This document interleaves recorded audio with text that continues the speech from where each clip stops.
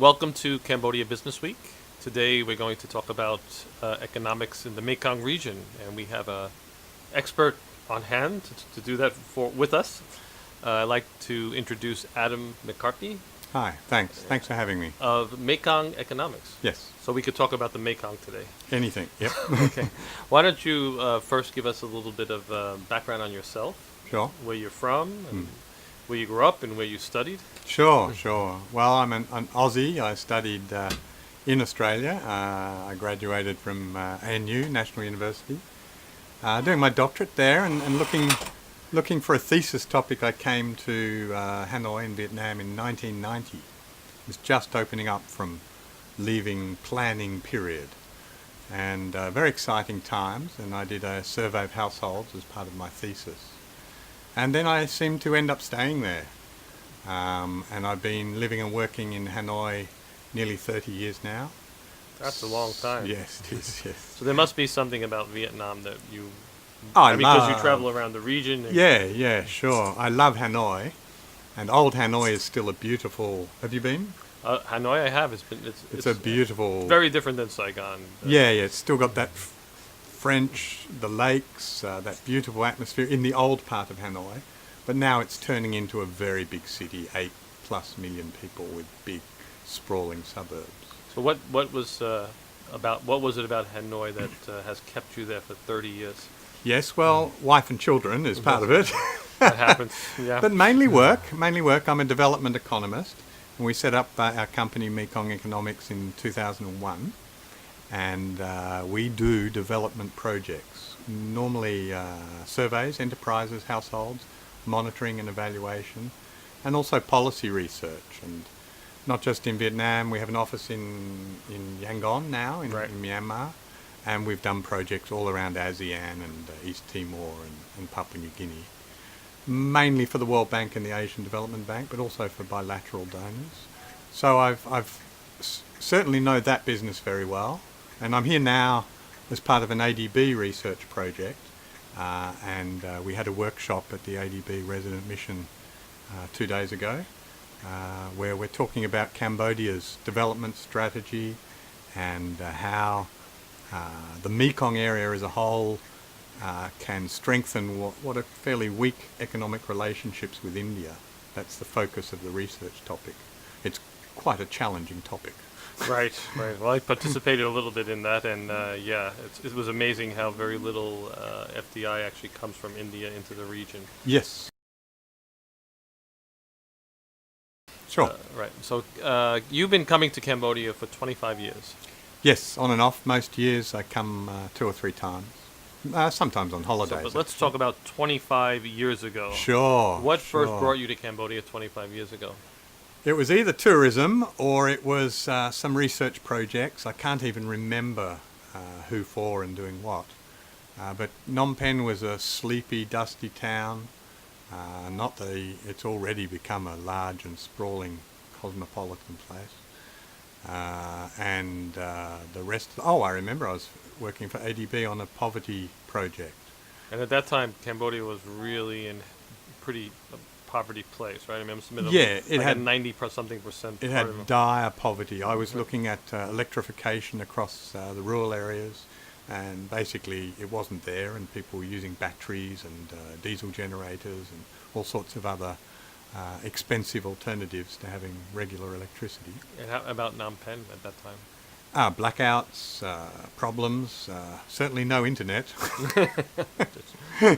Yeah, well, internet's really developed over the last 3 or 4 years, I would say. But yeah. And Cambodia is actually very competitive Very good. in IT readiness indexes and measures. If they can just, as we all know, it's a very open economy. One of the things we were saying in the workshop a couple of days ago was that Phnom Penh, of course, has horrible history, and it's fairly recent history. So that when they actually started, had peace and started economic development, they didn't have much to protect in the way of state enterprises or special sectors or special business interests even.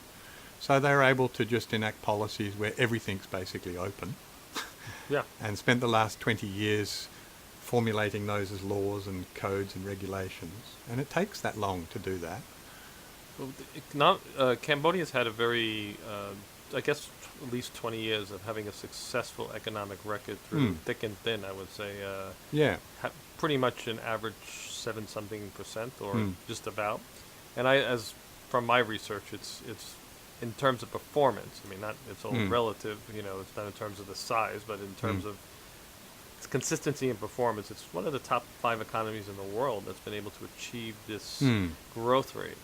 What has Cambodia done right over the last 20 years? Yeah. Well, I suppose on top of the list, they haven't done any really silly policies. Really sort of thinking in a protectionist way, trying to do a lot of import substituting. So then they've let foreign investment come in, and there's some criticism on that Cambodia may be too open. Yeah, but the problem is if you get, it's a path politicians find quite attractive, because working with businessmen and then you offer them protection and then they offer you thanks. It's a path you can go down very quickly, and it actually generates growth in the short run, 5 or 10 years, but then you just hit a brick wall, because everything you've produced is not as efficient as the things outside your country. Has foreign investment created a lot of jobs here? Well, we were just counting them in economic zones. There's less than 100,000 in the economic zones, but that will grow a lot. And foreign investment's not just in economic zones. A lot of the new Chinese investments in infrastructure and real estate, and there's masses of jobs in construction being created. So yes, it has, but also I think one of the main things you get from foreign investment is world standards to do something, and you get to learn an industry. For example, footwear and garments. Vietnam was beginning to learn that industry 20-something years ago. And it takes that long. You learn how to do the bottom of the value chain process of putting shoes together. And you have a Taiwanese or a Korean floor manager. But you learn from them, and you work out who the business partners are. And the most dynamic ones, after a decade or so, start to open their own business, do their own models and direct exports, and get trusted with business contacts overseas. So now in Vietnam, there's a small number of dynamic footwear producers who are doing much more. They're the Hong Kong, Korean logistics people of the future. But you learn it step by step. And going back to the fact that Cambodia is pretty much open, 100% foreign investment, have you seen other economies, from your experience, that have kept pretty much open, and then all of a sudden start putting up barriers once they reach a certain stage of maturity in their economy? Yeah, there's a phrase a lot of people throw around, but there's not much academic substance to it. It's called middle income trap. And people sort of think maybe some countries in ASEAN are moving into such a trap. Empirically, it's pretty weak. Latin America arguably had this problem. But again, it gets back to an import substituting mentality and protectionism. The argument in Cambodia is you look at some areas and you see very little value added being added, particularly agricultural processing.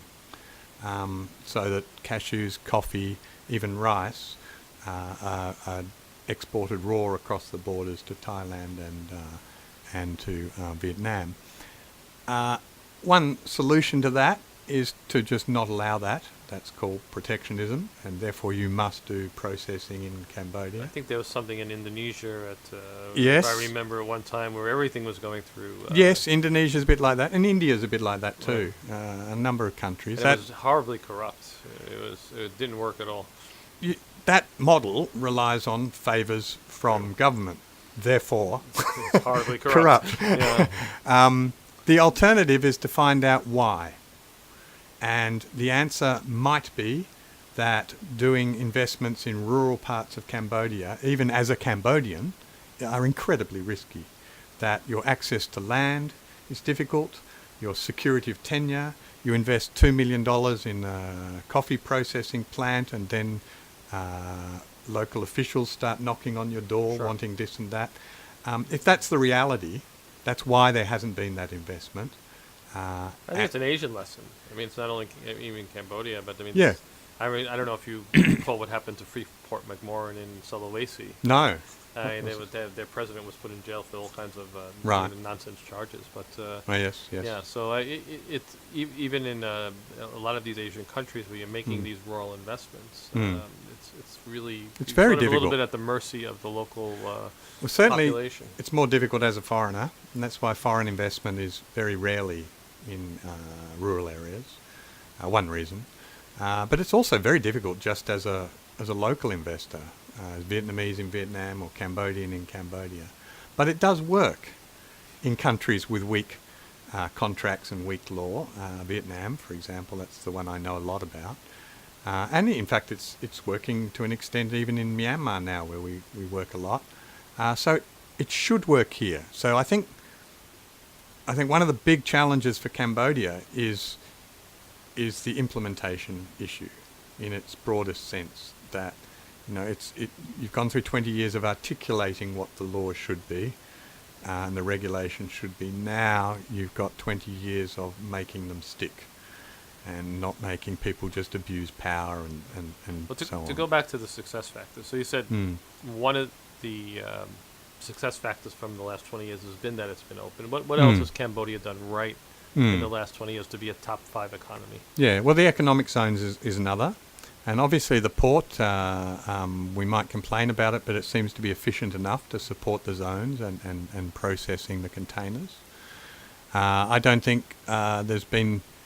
I think the tax regime and the financial burden on companies is reasonable. I know a lot of businessmen might disagree with that. I think reasonable is probably the best way Yeah, of putting it. I mean, yeah, we're not a Singapore or a Hong Kong with these low tax jurisdictions, No. because our service sector is small. Yep.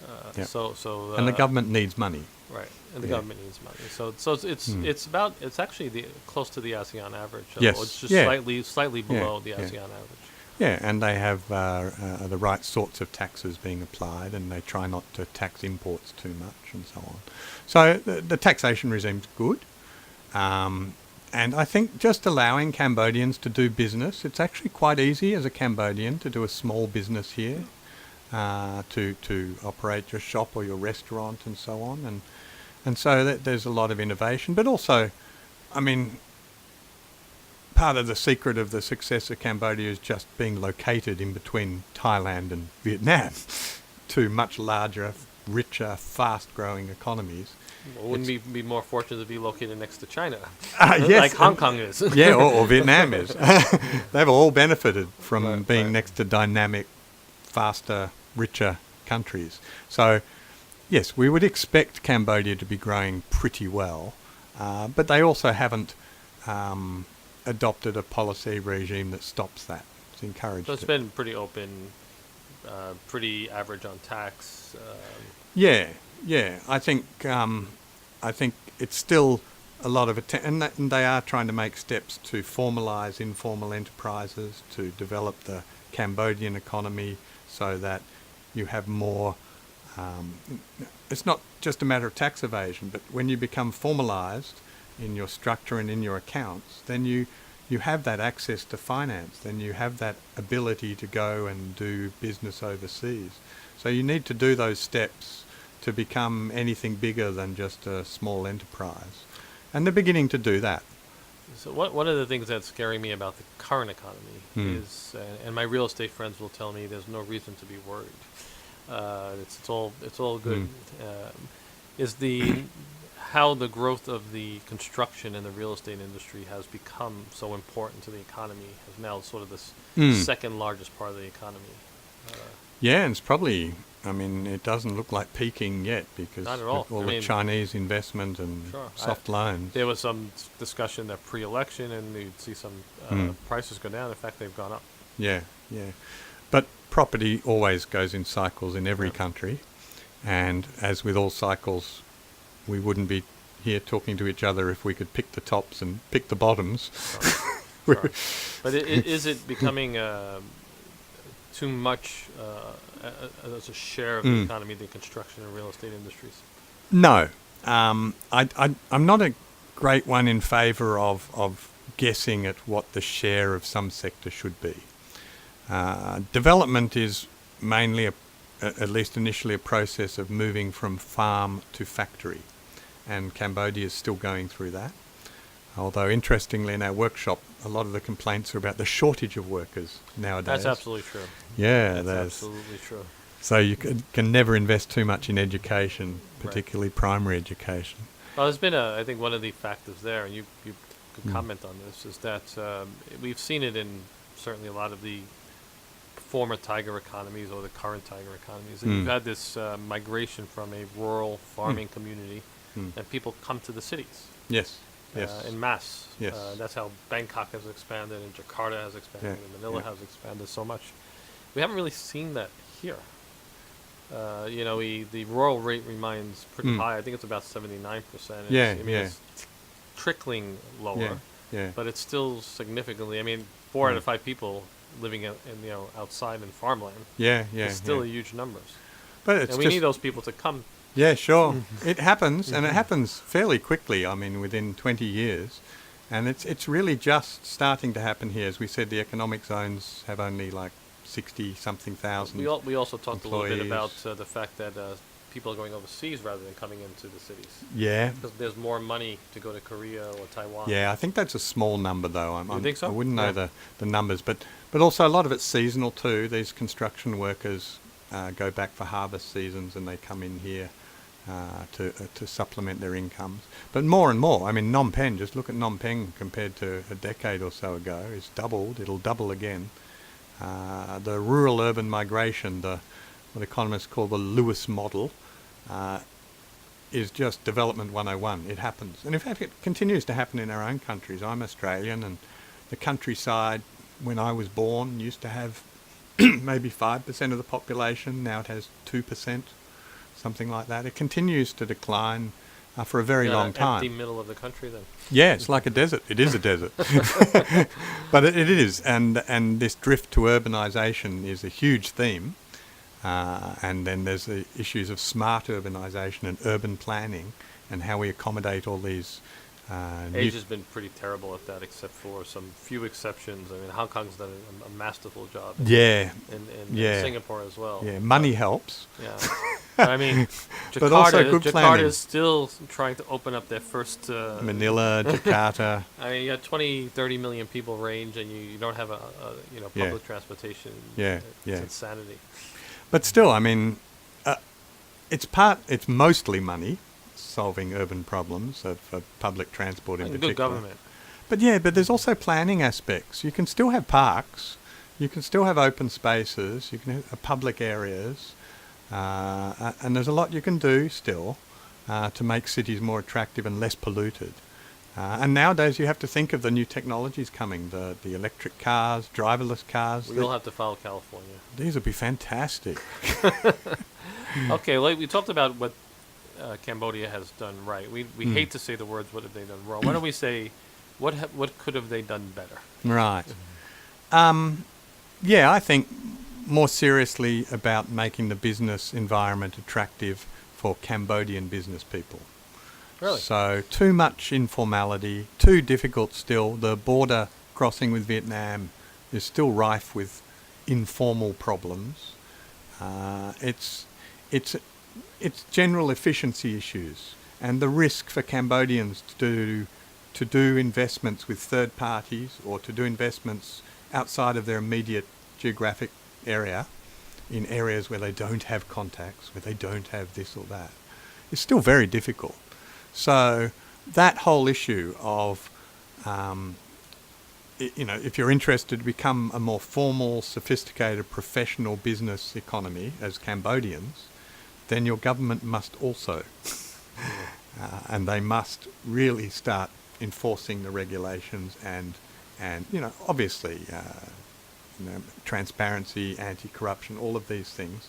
But they all add up for business people to, they run a cost-benefit analysis to stay informal, to stay under the covers, or to become formal and attract attention. And when you attract attention, it can be good and bad. It can be bad because officials come visiting you. Sure. But it can be good because banks are ready to lend you money then. So it's hard, or you might find a joint venture partner. The imbalance of becoming visible is probably more on the negative side. It's still invisible. There's not banks coming to run to lend. It's more like people will be knocking at your door. Yeah. And I think that's part of the whole package. Yeah. You don't want to lend to someone who has 3 different sets of accounts. Yeah. There's definitely been a directionally business is going legit.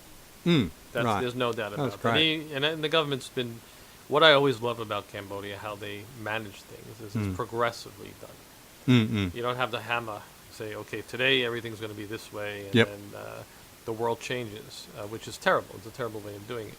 But Cambodia does try to, even the laws are on the books, maybe Yeah. people aren't actually paying attention to them. They'll just remind people, by the way, Yep. this law has been on the books since 1992. Right. Right. You should start following it. We're going to start enforcing it. Yep. Maybe even the first rounds of soft enforcement, and then a little bit. But Cambodia is fantastic for not really just coming with a whip and Yes. saying to do it this way. They allow people to gradually. Mm, There's always the guys that go in later that benefit, but the early adapters don't. But Yeah, no, as that's much- exactly how it should be done. I mean, institutions, what economists call institutions, are the rules of the game. And in economic speak, they can be the formal ones in regulations or informal ones, like British people queue up for something. So they're habits and norms and practices that everybody generally accepts. If you try and introduce one and you write it down on paper and it's one people don't generally accept, then they won't do it. So you need a strategy, and it takes time, and you need steps and sequencing to make it happen. My story is always about the introduction of helmets, wearing helmets on motorbikes in Vietnam. They tried the angry way first, but nobody bought and wore helmets. And then they had campaigns, and it took them about 10 years, and now 90-something% of people wear helmets. we could learn from that. Well, I think the Vietnamese learned a lot themselves, and from what you're saying, I think the Cambodians realised that you can't just announce on radio that the law is now X, Y, and Z and everyone should follow it. You need to get their own awareness and commitment and have people feeling that this is a correct thing to do, like paying taxes, and everybody else is doing it and I should do it. So, yeah, it's not easy. Writing the regulation or the circular is the very easy part. Enforcement is another. Yeah. We're going to take a quick break, commercial break, and we'll be right back with Adam McCarty of Mekong Economics. And I want to talk about China. Certainly. All right, so we'll be right back. We're back with Adam McCarty of Mekong Economics, and we're having a wonderful discussion about the past and present of Cambodia. We'll touch on the future momentarily, but let's talk about what's really a hot topic about the Cambodian economy. And we never talk politics on this show, Right. but it's a hot topic politically, but that's not my bag. So we'll talk about what part China plays in the economy of Cambodia. So we've seen Cambodia rely less on donors. We've seen also the relationship with Europe and the U.S. Sort of not as what it used to be. The donors are leaving as well. We were talking about donors leaving Vietnam because Vietnam is reaching a certain point of maturity in their economy. So China is, to some extent, is scaring Cambodians a little bit. And I've been through this before as well in Cambodia, where Vietnam was scaring them a little bit. Yeah, sure. Because is Vietnam being too influential in the Cambodian economy? But now it's certainly China's the hot topic, especially cynical. That there's a satellite developing. And, sure. Which is pretty strong to what's actually happening. But let's talk. How has China, and I think it's also a global role they play. It's not any different than what they're doing in Cambodia. It's just easier for them to do it in Cambodia. What does China's sort of strategy look like in the world and in Asia and here in Cambodia? Well, I suppose China's, we can say that there are political motivations, but actually the economic ones are probably stronger. China is no longer poor. In 2016, Chinese outward foreign direct investment for the first time was more than inward foreign investment into China. China is outsourcing a lot of its goods production that it used to do in China because wages have gone up so much. The Chinese GDP per capita is now over $8,000. Wow. How does that sort of rank in the world? Like, what countries would be surprisingly close to that? Yeah, like Vietnam, I think, is about 3,000. So the Chinese are making more than the Vietnamese. Yeah, the Singaporeans are the richest, taking away oil Mm-hmm. states. The Right. Singaporeans are way up on 30-something. But Where's the U.S.? U.S. eight is is healthy. 20-something, right? Guessing 28,000. Yeah. Switzerland above that. These sorts. So when you're in the high 20s, you're definitely a rich country. But 8, that's doing pretty bloody good. I mean, Vietnam is certainly under that. Malaysia might be 12. Thailand, a bit more too. So, so a lot of the jobs Chinese used to do are being moved out, not just by South Korean and Japanese firms, but also by Chinese firms. They're looking for places to do the jobs they used to do in country. And Cambodia is perfect. And it has become. You have the economic zone down in Sihanoukville, and that's now being complemented by heavy investment from the Chinese into the port and into the road linking to Phnom Penh. Now, these investments or these grants of some sort? They're soft loans, I believe. I don't know the details, but they won't be that expensive. But it requires, the way they do these investments, they want a lot of their own workers to come and do the construction.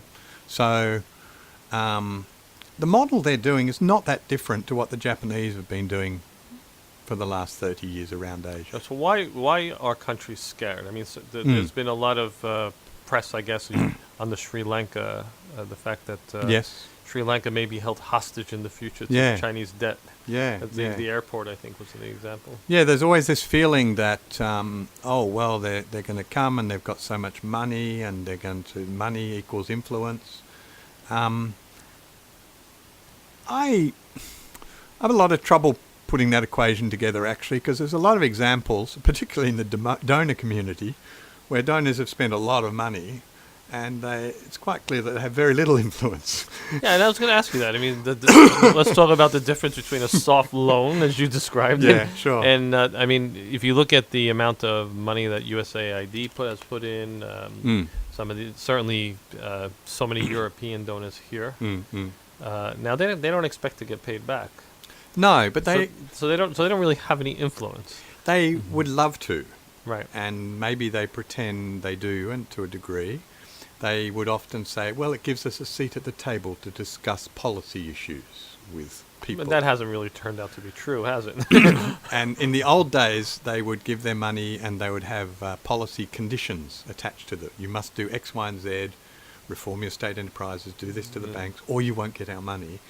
That is agreed 2 or 3 decades ago as a complete failure.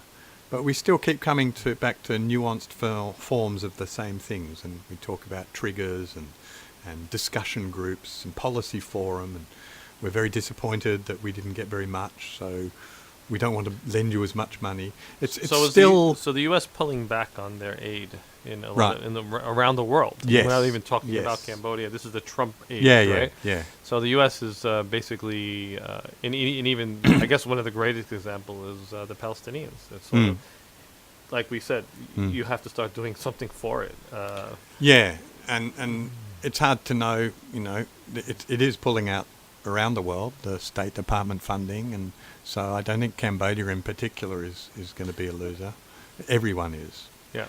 But a lot of the main funding coming into Cambodia and a lot of these others comes from multilaterals, the Asian Development Bank and the World Bank. And the U.S. is the largest contributor to the ADB. Yes, indirectly, yeah. And those too will be feeling the pressure cuts. But the direct aid from bilateral donors is not that much. Some of them, like the British, spend quite a lot. But that declining or going away is not a huge thing. And in comparison to the amount that will be put into infrastructure by the Chinese, not much at all. So the Chinese will expect to be paid back. It's sort of with soft Oh, it's a loans. loan. Yeah, it's a loan. But because they have their own bank now, of course, building their Silk Roads and so on. So that's what's scaring people a bit, that they'll be held to debt, hostage to debt. Oh, no. The loans will be... sorry, I don't know the details, but the loans will be on extremely favourable terms, I would have thought. I hope the Vietnamese ministries have a lot of good people, and I hope they've done their spreadsheet calculations very carefully. But I suspect, pulling it out of the air, that the Chinese loans are cheaper than your normal JICA Japanese loan. Right. So this is a good thing for the country that Yep, China is making such money in infrastructure is good. Money in building white elephant buildings, not so good. But getting the port up and running is so important for the future of Cambodia. I think, hopefully also with the roads, that Yep. could really start to link the cities Yeah. better. And you have the roads connecting across the greater Mekong sub-region, funded a lot by AGB from Vietnam to Bangkok, coming through Cambodia. Those are game changers. So Cambodia should not be afraid of Chinese investment. No, as long as you keep your policy autonomy. And the Vietnamese did that very well in their relationship to donors. Donors were actually very frustrated. You lose your policy autonomy when you start letting foreigners sit in your ministries and do things. And this happens a lot in African countries. It happens in PNG and others. There's a capacity problem, in fact quite a bit in Laos actually. So that if you walk into a ministry, you'll see a lot of foreigners there working as the deputy of this department or the expert on this and that in this department. The Vietnamese never allow that, and I don't see it here in Cambodia either. You don't see it here in Cambodia. So you keep your policy control and autonomy that way. Okay. Okay, that's good to know. And what about the increasing influence of the Japanese? Is there a competition between the Japanese and the Chinese for the seat at the table, the head of the table? Elephant in the room. I mean, there is to a degree. But again, it's as much commercial as it is political. The Japanese have already gone through this phase of outsourcing all their labour-intensive activities. They've moved right up value chains. They're looking for destinations that can do more complicated tasks. So although they're here in Phnom Penh, in the zone here, it's not really It's light assembly. Yeah, it's not really what they're after at the moment globally. So we talked about this Thailand plus one. Thailand's much more attractive for them. So Thailand, infrastructure, electricity costs, labor, just in general has been very attractive to services Japanese. sector development. Right. And really heavy industry. I mean, car manufacturing. Yeah, and it's the hub for the Japanese to export and assemble and export around the region.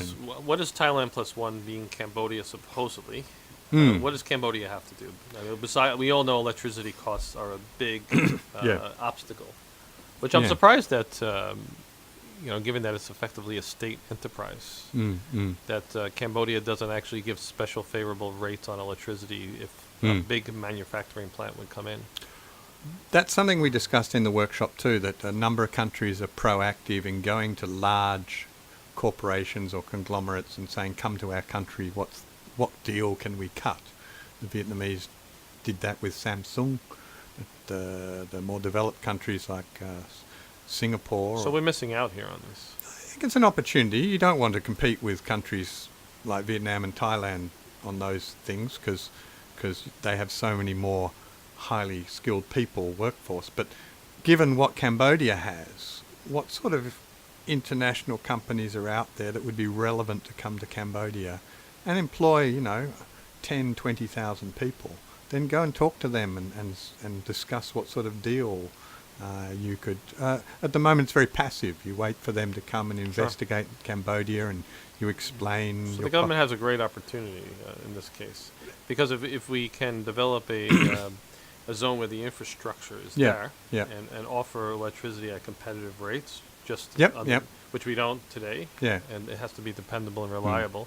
I mean, I think there is still the labor pool is very limited now. Yes. So we do need that migration from the countryside to make up the differences. It looks like a major opportunity, this Thailand plus one. Yeah, and Thailand plus one and China plus one is basically a risk diversification exercise. So as long as your country is... It might be a little bit more difficult and expensive to be in Cambodia, the electricity or something, but you don't want to put all your eggs in Thailand for political stability reasons or because flooding or, all sorts of things could go wrong, and your whole operation has no backstopping. Whereas if you have a factory over here in Cambodia, then you can still fill the gaps for a while. And that's what people think too. China, a lot of the firms who are operating here, the Japanese, also have factories still in China, but they just want to spread it out a bit. And Cambodia is attractive for that, for doing a small operation. So not moving the whole thing to another country. Okay. We talked about Cambodia past. We talked about Cambodia present. What's the future hold for Cambodia? Pretty good. Pretty good. That's economically, it's hard to see how they could grow at less than 6% for the next 20 years. What you would like to see them is growing at 10% for the next 20 years. And the way compound interest works, that's a big difference. It's more than just 4%. So to do that, then, you need more than what's going on at present. And to do that, you really need the formal private corporate sector of Cambodia to take off. So, of course, there's all sorts of problems around that. We discussed rural product processing and access to land and so on. But if they can really address that issue, then they will move up value chains and they will start integrating their economies much closer with Thailand and Vietnam, not just doing the labour-intensive stuff. Okay, so what's the risks of the economy in Cambodia? It must be a very short list. I can't think of one off the top of my head. There's absolutely no risk in Cambodia. Well, there's always country risk looks good. Every country has political risk, but here, like Thailand, business as usual sort of goes on, and I think they have here, like people get very criticized for saying things like that, but it's absolutely true. It's true, and I think here, like Thailand, they have quite a professional bureaucracy that understands what good policies are and push them out the door. To get on a little bit of a touchy subject, talking about doing business in Cambodia, and I have my opinions on this, but anyway, I don't know what recent survey was just published in the Post that Cambodia sort of ranks highest in corruption. Does it? Oh. Yeah, in I guess in the region, in the Asia region, which is surprising, but but how much? I mean, we've been around. We've been to all these countries. There's corruption really everywhere. Yeah, including good old home USA. There's a lot of all the time businessmen and political figures are being caught for corruption. But how much of I guess it's always there. It's unfortunate, but how much is it hurting business here? As opposed to Thailand or Indonesia. Yeah. Corruption, I mean, the first thing of corruption, every country has it. It's a minimisation problem. And the only long-term way to minimise corruption is to have the institutions that can do so. Now, Hong Kong and Singapore, again, it seems to be the shining stars in Hong Kong being now part of China still is a shining star. And Singapore too. How have they managed this? How do they manage to weed it out and to control it, and it's not really a factor in doing business? I think luck is part of it. Right. And being a small place at that time, and Singapore too, just a few million people. Is it because it's also culturally? If you look at Singapore. Culturally, corruption is a very bad thing and really frowned upon. Yes, sure. Yeah, I mean, it's embedded in their culture that this is a horrible thing. I'm not sure how that was in the before independence days, though. It certainly was a big theme when Lee Kuan Yew took over, and that's why I think a sort of city-state experiment is Singapore. And he set the tone.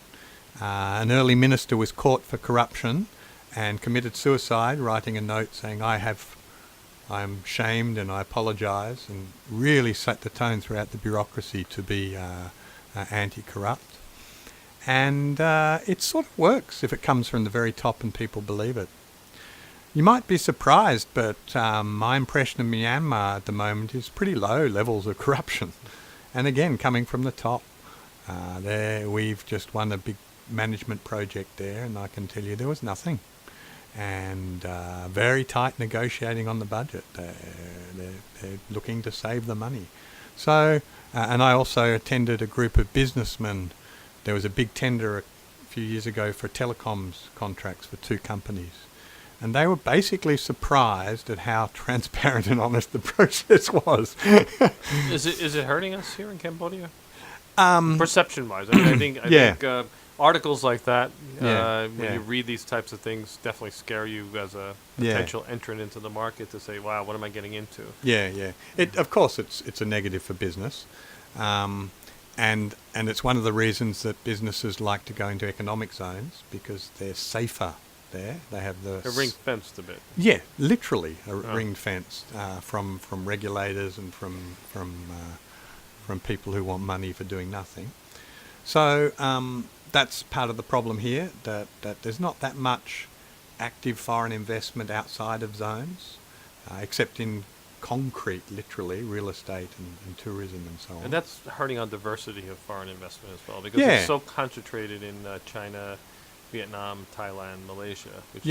But outside of those top 5 countries, it becomes to really trickle down. Well, we were talking about the UK, surprisingly, as being one of those big foreign investors, which we're still going to try to figure out how they got hit the top 5. But I noticed they're very big in India still too. So, after you go through those first 5, it kind of dissipates into very little other countries.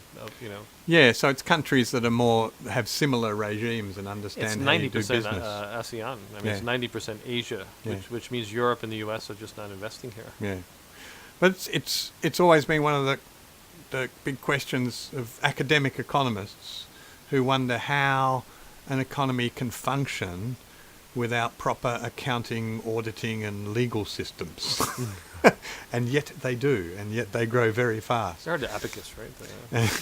And just the informal ways of doing it, and the handshake deals and the relationship deals replace a formal legal system. I think the tax department is doing a fantastic job of changing that. Yep. And the tax departments pretty much came out and said you have to do, if you're a medium or large taxpayer, you have to have proper accounts. Yeah. They came out and we had a Eurochem tax forum, and they basically said, yep, you have to have formal accounts, and we see it in audits. If you get audited now, you have to have formal accounts. So I think it's great.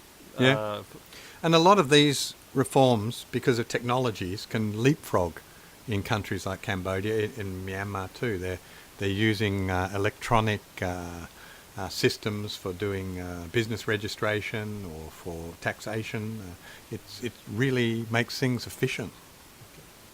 All right, we're going to, in our closing minutes, we want to talk a little bit about ASEAN. I think it's a little bit of a puzzle for a lot of people in the country. What does ASEAN mean? What does it mean to us? So before we let you go, we're lucky to have such a top economist in the region. A wide-ranging talker. Can you tell us, what does ASEAN actually mean?